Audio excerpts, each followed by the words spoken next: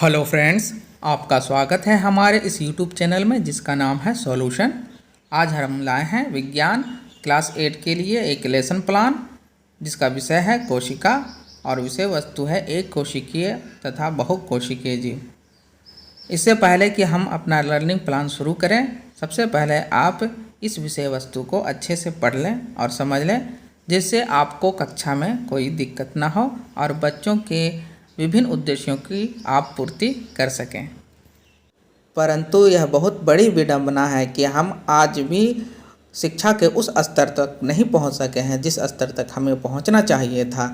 हम प्राथमिक स्तर पर सूक्ष्मदर्शी की बात करते हैं, परंतु हमें हाई स्कूल अर्थात उच्च स्तर तक भी सूक्ष्मदर्शी के दर्शन नहीं होते हैं और बच्चे सूक्ष्मदर्शी से कोई अवलोकन नहीं कर पाते हैं। परंतु हमें इन संसाधनों के बिना उपयोग के ही अपने इस विषय वस्तु को आगे बढ़ाना होगा। अगर आपके पास यह सामग्री हो तो बहुत ही अच्छी बात है, आप बच्चों को इससे बहुत कुछ सिखा सकते हैं। तो चलिए देखते हैं आज का लर्निंग प्लान। सीखने की योजना, विषय है विज्ञान। जैसा कि आप जानते हैं कि सबसे पहले शिक्षक और शिक्षिका का नाम लिख दिया जाता है। कक्षा, क्लास, तिथि, विषय विज्ञान। विषय वस्तु है कोशिका, हर जीव की आधारभूत संरचना, और उप विषय वस्तु है एक कोशिकीय एवं बहुकोशिकीय जीव की समझ। इसके बाद हम लिखते हैं विषय वस्तु से संबंधित पूर्व समीक्षा। जैसे नए विषय वस्तु की चर्चा करनी है या पिछले क्लास का ही विस्तार करना है।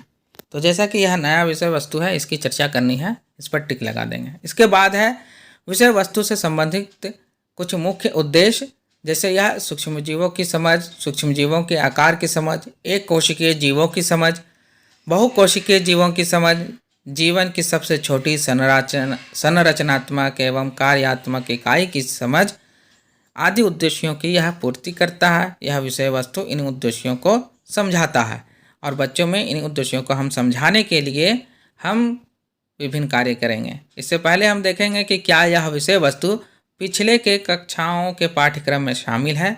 अगर शामिल है तो कैसे, यहाँ पर लिखेंगे। इसके बाद क्या मैंने इस विषय वस्तु का शिक्षण पहले किया है। अगर किया है तो हाँ, यह विषय वस्तु इस कक्षा के और किन किन इकाइयों से जुड़ा हुआ है। जैसे यह विषय वस्तु विज्ञान के ही इकाइयों से जुड़ा हुआ है। कक्षा के विद्यार्थियों के पास इस विषय वस्तु के संबंध कितनी समझ हो सकती है, तो थोड़ी बहुत समझ जरूर हो सकती है। आइए अब देखते हैं कि हम इस विषय वस्तु का संक्षिप्त विवरण क्या है। यह विषय वस्तु बच्चों को सूक्ष्म जीवों जैसे अमीबा, पैरामीशियम आदि एक कोशिकीय जीवों से अवगत कराता है। साथ ही बहुकोशिकीय जीवों की समझ भी विकसित करता है। सीखने सिखाने की विधि में हम इस्तेमाल कर सकते हैं व्याख्यान विधि, प्रदर्शन विधि, और अगर आपके पास सूक्ष्मदर्शी हो तो प्रयोगशाला विधि भी अच्छा रहेगा।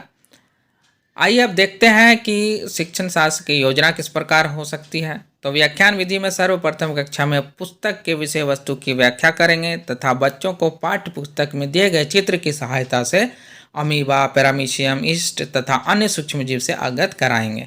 उसके बाद बच्चों को केंचुआ, कुत्ता, मानव आदि बहुकोशिकीय जीवों की भी समझ विकसित करेंगे।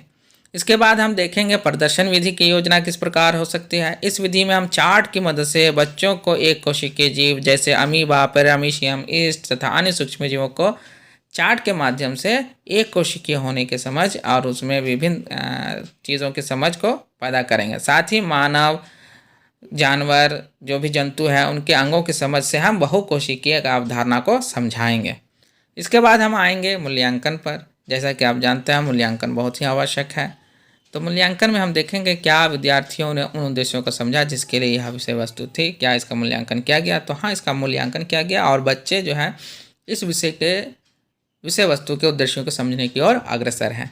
क्या इस विषय वस्तु की चर्चा पुनः करने की आवश्यकता है, तो नहीं, इसे पुनः आवश्यकता मैं नहीं समझता हूँ। इसके बाद विद्यार्थियों द्वारा पूछे गए प्रमुख सवालों को यहाँ पर लिखेंगे।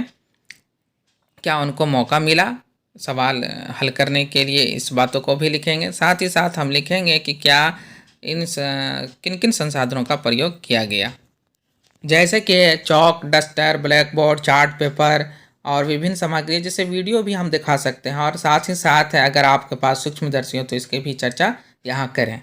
साथ ही साथ अगर आप इसे दोबारा पढ़ाना चाहेंगे तो इसमें क्या बदलाव करना चाहते हैं। तो फिलहाल मैं इसमें भविष्य में कोई बदलाव करना नहीं चाहता हूँ। अगर कोई प्रश्न है, दुविधा है अपने मेंटर से चर्चा करने की तो यहाँ पर लिखें।